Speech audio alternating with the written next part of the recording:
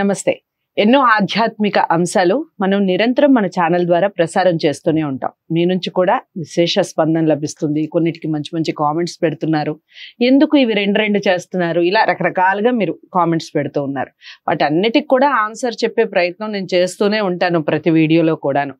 ఇక చాలా రోజులుగా మనం ఒక కార్యక్రమం చేస్తూ ఉన్నాం. ముఖ్యంగా పిల్లలకి చాలా ఉపయోగపడే కార్యక్రమం. ఏవేవో కథలు చెప్పడం, దానికి ఒక అర్థం పరమార్థం లేని కథలు చెప్పడం, అలాంటి సినిమాలు చూపించడం ఈ మధ్య కాలంలో ఎక్కువైపోయింది. పేరెంట్స్ లో కూడా మార్పు రావాలి. పిల్లలకి ఏది మంచి ఏది చెడు అని చిన్నతనం నుంచే మనం చెప్పడం వల్ల వాళ్ళు పెరిగే విధానం కానీ, మాట్లాడే మాటలు కానీ, గౌరవించే విధానం కానీ, పెద్దవాళ్ళు వీటన్నిటిలో ఖచ్చితంగా మార్పు వస్తుంది. ఆ రకంగానే పెరుగుతారు. పిల్లల పెంపకంలో అవి చాలా ముఖ్యమైన పాత్ర పోషిస్తాయి. ఇక మనందరికీ సుపరిచితులే గౌరీ శంకర్ గారు. భోజరాజు కథలని, బొమ్మలు చెప్పిన కథలు, విక్రమార్కుడి కథలు, ఇలా ఏ పేరుతో ఏది పిలిచినా దాని అంతరార్థం ఒకటే, కథల సారాంశాలు కథలు కూడా అవే ఉంటాయి. ఇక మేము బొమ్మలు చెప్పిన కథలకి సంబంధించి ఒక సిరీస్ లా చేస్తూ ఉన్నాం. మీరు అందరూ అబ్జర్వ్ చేస్తే ఒకటో స్టెప్ అయిపోయింది, అంటే ఒకటో మెట్టు అయిపోయింది, రెండవది అయిపోయింది. రెండో దాంట్లో 12 కథలు చెప్పడం జరిగింది. గతంలో వీడియోస్ ఉన్నాయి, తప్పకుండా ఛానల్లో వాటిని వాచ్ చేయండి. ఇక ఈ రోజు 13వ కథ నుంచి ప్రారంభించబోతున్నాం. 13, 14, 15 ఇలా ఎన్ని వీలైతే అన్ని మాట్లాడే ప్రయత్నం చేస్తాం. దాని చివరిలో ఒక ప్రశ్న ఉంటుంది. ప్రతి దాంట్లో కూడా ప్రతి వీడియోలో ఈ విషయం నేను చెప్తూ ఉన్నాను. ఒక ప్రశ్న వచ్చినప్పుడు అక్కడ వరకు చూపించి, ప్రశ్నకి స్టాప్ చేసి పిల్లలకి అంత ఇంట్రెస్ట్ గా చూపించి ఆ ప్రశ్నని మీరు అడిగే ప్రయత్నం చేయండి. అసలు వాళ్ళ నుంచి ఏం ఆన్సర్ వస్తుంది, ఎగ్జాక్ట్ గా గెస్ట్ చేస్తారా చేయరా, విక్రమార్కుడి ఆన్సర్ తో వాళ్ళ ఆన్సర్ మ్యాచ్ అవుతుందా కాదా, ఈ విషయాలన్నీ చాలా చక్కగా ఉంటాయి. ఎప్పుడు మనం రకరకాల బయట విషయాల కన్నా ఇలాంటి కథలు చాలా ఇంట్రెస్టింగ్ గా ఉంటాయి. ఇక కథలోకి వెళ్ళిపోదాం. గౌరీ శంకర్ గారు నాతో పాటు స్టూడియోలో ఉన్నారు. నమస్కారం సార్. నమస్కారం అండి. కాస్త ఆలస్యం అయింది మళ్ళీ కథకి మనకి. లాస్ట్ వీక్ కొంచెం మీరు బిజీ షెడ్యూల్ ఉంది, నేను కూడా ప్రోగ్రామ్స్ లో బిజీగా ఉండటం వల్ల మనం కొంచెం ఆలస్యం అయింది. పర్వాలేదు. ఇక 13వ కథ, మనం బొమ్మలు చెప్పిన కథల్లో రెండవ మెట్లో 13వ కథని ఈ రోజు చెప్పండి. ఏం కథ చెప్పబోతున్నారు? మామూలుగా మనం బొమ్మలు చెప్పిన కథ అని చెప్పుకుంటున్నాం. ఆ బొమ్మలు 32 బొమ్మలని, ఆ సింహాసనం పైన అటు ఇటు రెండు వైపులా ఈ 32 బొమ్మలు ఉంటాయని, అంటే దాని ప్రకారంగా ఈ పక్క 16 బొమ్మల, ఆ పక్క 16 బొమ్మల, అలా మనం ఒక ఊహా చిత్రం మన మనసులో మెదులుతుంది. అయితే మనం ఇక్కడ కథలు అనేటప్పటికీ ప్రతి బొమ్మ 32 బొమ్మలు కదా, ప్రతి బొమ్మ ఇన్ని కథలు చెప్తుంది కాబట్టి 32 ఇంటూ ఇన్ని కథలు అని అలా వేసుకోవడానికి లేదు. ఒక్కొక్క బొమ్మ ఒక బొమ్మ ఓ 4 కథలు చెప్తుంది, ఓ బొమ్మ ఒక 10 కథలు చెప్తుంది. కాబట్టి సంఖ్యతో మనకి నిమిత్తం లేకుండా అలా మనకు గ్రంథాల్లో ఆ విధంగా చెప్పబడింది. కాబట్టి సంఖ్యతో కానీ, ఆ పేర్లతో కానీ, ఆ ప్రదేశాలతో కానీ సంబంధం లేకుండా కథగానే మనం విని ఆ కథలో ఉన్నటువంటి ఒక అద్భుతమైనటువంటి నీతి అనండి, మన మెదడుకు పదులు పెట్టేటువంటి అంశం అనండి, అలాంటివి మనం గ్రహించవలసి ఉంటుంది ఈ కథల్లో. కాబట్టి ఆ రకంగానే ఆ దృష్టితోనే ఇవాళ ఆధునిక యుగంలో మరి అనేక మార్పులు వచ్చాయి మనకి. ఇవి కొన్ని వందల సంవత్సరాల క్రితం, కొన్ని వేల సంవత్సరాల పూర్వం ఇవి రచింపబడినటువంటి కథలు. ఆనాటి సమాజంలో ఆనాటి జీవన విధానాన్ని బట్టి ఈ కథలన్నీ రాయబడ్డాయి. కాబట్టి మనం ఆ దృష్టితోనే చూసి అది ఒక మనోచిత్రం ముందు ఆ దృశ్యాన్ని మనం ఆవిష్కరింపు చేసుకొని చివరికి అందులో మనకి ఏం చెప్తున్నారు అనేది మాత్రమే మనం గ్రహించవలసి ఉంటుంది. ఆ విధంగా ఇవాళ రెండవ బొమ్మ చెప్పినటువంటి 13వ కథ మీరు బాగా గుర్తుపెట్టుకున్నారు. ఇంతవరకు 12 కథలు చెప్పుకున్నాం అన్నారు. You are absolutely correct. ఇప్పుడు 13వ బొమ్మ దగ్గరికి వద్దాం. 13వ బొమ్మ కాదు, సారీ, 13వ కథ, రెండవ బొమ్మ చెప్పిన 13వ కథ. ఈ కథ స్థూలంగా ఇలా ఉంటుంది.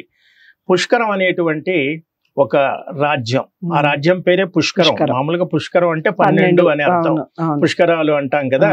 కానీ ఈ పేర్లు కూడా మరి ఆనాటి వ్యవహారాన్ని బట్టి పేర్లు కూడా మనకు కొంత విచిత్రంగా గమ్మత్తుగా అనిపిస్తాయి.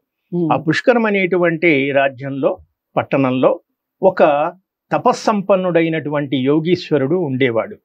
యోగులు, మునులు, ఋషులు వీళ్ళంతా ఎక్కడుంటారు? అడవుల్లోనో ఎక్కడో నగరాలకి దూరంగా ఒక ప్రశాంతమైనటువంటి ప్రదేశంలో, అడవుల్లో వాళ్ళు ధ్యానం చేసుకుంటూ ఆ విధమైన భగవత్ చింతనతో ఉండేటువంటి వాళ్ళు మనకు కనబడతారు. అలా పుష్కరం అనేటువంటి పట్టణంలో ఆ యోగీశ్వరుడు ఒక మఠాన్ని నిర్మింప చేసుకుని ఆ మఠంలో జీవిస్తున్నటువంటి ఒక గొప్ప తపస్సంపన్నుడైనటువంటి యోగి ఉండేవాడు. ఆయనకు ప్రత్యేకంగా పేరంటూ మన కథలు ఎక్కడ కనబడదు. ఒక రాజ్యం, ఆ రాజ్యంలో ఒక యోగి, ఆ యోగి ఒక మఠంలో నివసిస్తూ ఉండేవాడు. ఆ క్రమంలో ఒకరోజు ఒక బ్రాహ్మణ యువకుడు ఆ దారి నుంచి వెళుతూ ఉంటాడు. ఆ మఠం దగ్గర నుంచి వెళుతూ ఉంటే అతను, ఆ బ్రాహ్మణుడు పరమ దరిద్రుడు అంటే బాగా బీదవాడు, ఆర్థికంగా ఏమీ లేదు, సంసారాన్ని పోషించడానికి సరి అయిన ఆర్థిక వసతులు లేనటువంటి వాడు. కాబట్టి అనేక కష్టాలలో, అనేక సమస్యలతో సతమతమవుతూ అతను పక్క ఊరికి ఏదో పని మీద వెళుతూ ఉంటాడు. అది మిట్ట మధ్యాహ్నం. ఉదయమే ఆయన తన గ్రామం నుంచి బయలుదేరి మరో పట్టణానికి పని కార్యార్థమై వెళుతూ ఆ ఎండకు తాళలేక సొమ్మసిల్లి సరిగ్గా ఆ యోగీశ్వరుని యొక్క మఠం ముందు స్పృహ తప్పి పడిపోతాడు. అప్పుడు యోగీశ్వరుడు, ఆ యోగి చూస్తాడు, ఎవరో తన మఠం ముందు, వాకిలి ముందు ఒక మనిషి అలా పడిపోయి ఉన్నాడని. అతను బయటికి వచ్చి స్పృహ తప్పాడని తెలుసుకొని లోపలికి వెళ్ళి ఆ నీళ్లు పట్టుకొచ్చి, మామూలుగా స్పృహ తప్పగానే మనం వెంటనే నీళ్లు చిలకరిస్తాం, అలా నీళ్లు చిలకరించడంతో అతను కొంతసేపటికి తేరుకుని లేచి కూర్చుంటాడు. అప్పుడు బాగా నీరసంగా ఉన్నాడు, మనిషి బక్క చిక్కి ఉన్నాడు, చాలా దరిద్రంతో బాధపడుతున్నట్టుగా అతని ముఖ కవళికలను బట్టి తెలుస్తుంది.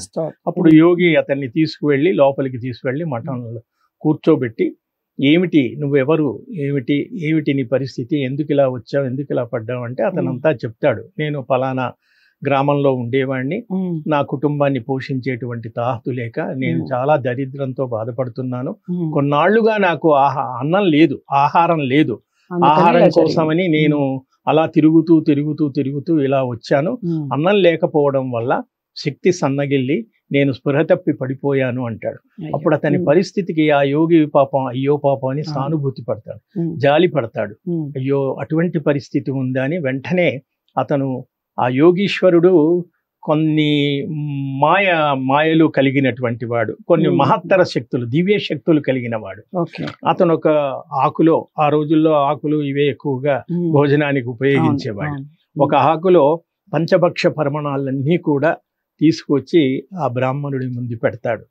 అతను బాగా ఆకలిగా ఉన్నవాడు కాబట్టి చాలా ఆహురాహురం అంటూ తృప్తిగా భోంచేస్తాడు. అప్పుడు భోంచేసిన తర్వాత ఆ బ్రాహ్మణుడు అడుగుతాడు, ఇన్ని రకాల వంటలు ఇంత తక్కువ సమయంలో, క్షణంలో ఎవరూ లేరు మీ దగ్గర, వంట చేయడానికి మనుషులు ఎవరూ కనపడటం లేదు, మీరు ఎలా ఇంత ఆహారాన్ని నాకు పెట్టగలిగారు అని అడుగుతాడు. అప్పుడు యోగీశ్వరుడు నవ్వి, నాకు కొన్ని దివ్య శక్తులు ఉన్నాయి, ఆ దివ్య శక్తుల వల్ల నేను ఏది కోరితే అది నాకు లభిస్తుంది, కాబట్టి ఆ శక్తి ప్రభావం వల్లనే నీకు నేను ఇంత మంచి ఆహారం పెట్టగలిగాను అంటే, ఆ శక్తి ఏదో, ఆ మంత్రం ఏదో నాకు కూడా మీరు చెబితే నేను జీవితం అంతా మరి నా సంసారాన్ని పోషించుకుంటాను అని. ఇతను పాపం దరిద్రంలో ఉన్నాడు, ఒక మంచి అవకాశం దొరికింది అని ఆ యోగిని కోరుతాడు. అప్పుడు ఆ యోగి జాలిపడి, అవును పాపం, నువ్వు భార్యా బిడ్డలతో ఇబ్బంది పడుతున్నావు కాబట్టి నీకు నేను ఆ మంత్రాన్ని బోధిస్తాను. ఆ మంత్రం చాలా మహత్యం కలిగినటువంటిది. అది ఏమిటంటే, ప్రతినిత్యం సూర్యోదయం వేళలో ఉదయం పూట నదిలో వెళ్ళి ఆ మంత్రాన్ని పఠిస్తూ 1000 సార్లు మునకలు వెయ్యాలి. ఒక్కొక్కసారి ఆ మంత్రాన్ని జపిస్తూ 1000 మునకలు వెయ్యాలి.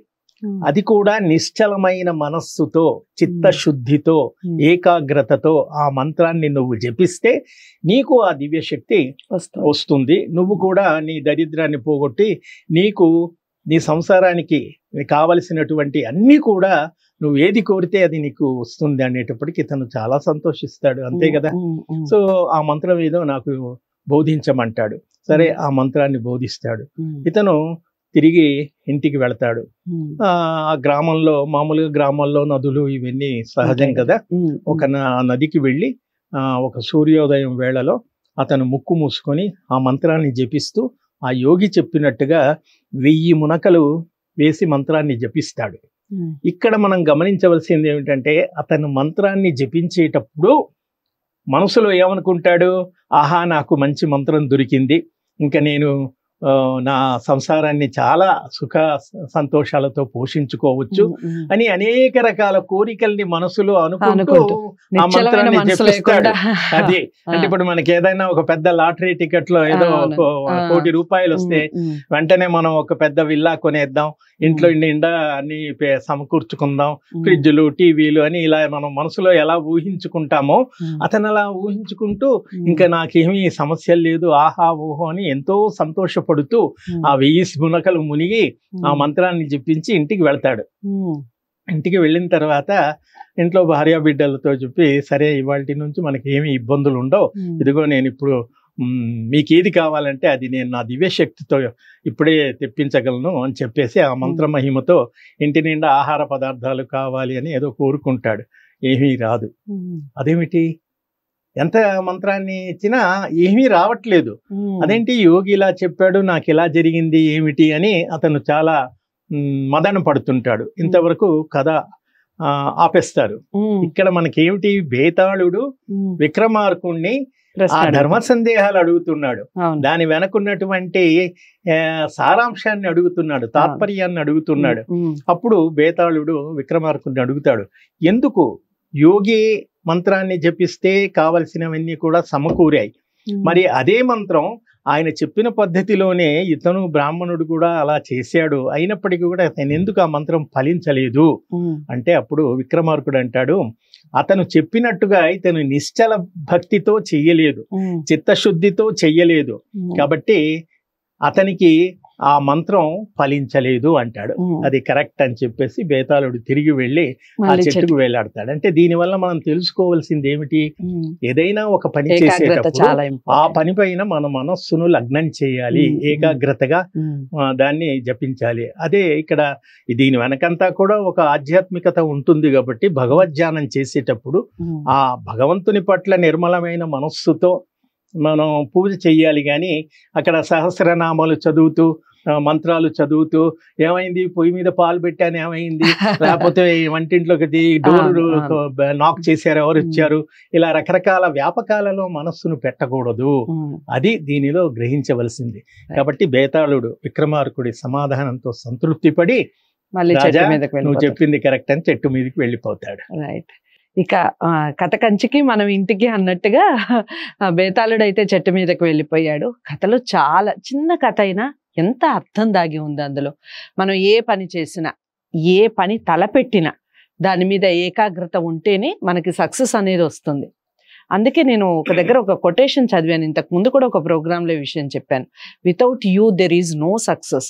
యూ అనేది మనం లేకుండా సక్సెస్ని రాయలేం, యూ అనేది లేకుండా మనం సక్సెస్ని ప్రొనౌన్స్ చేయలేం, యూ అనేది లేకుండా అసలు మనం లేవు. అంటే మనం లేకుండా మనం ఏ పని మీద అయినా కాన్సన్ట్రేషన్ చేస్తే అది ఖచ్చితంగా సఫలం అనేది రాదు. ఈ కథ వెనకాల సారాంశం కూడా అది. మరి ఏకాగ్రత ఎంత ఇంపార్టెంట్ అనేది కథ చాలా చక్కగా చెప్పారు గౌరీశంకర్ గారు. మరి ఇలాంటి వీడియోని అందరికీ షేర్ చేయండి, లైక్ చేసి ఛానల్ని సబ్స్క్రైబ్ చేసుకోండి. మరో మంచి కథతో మళ్ళీ కలుద్దాం. నమస్తే.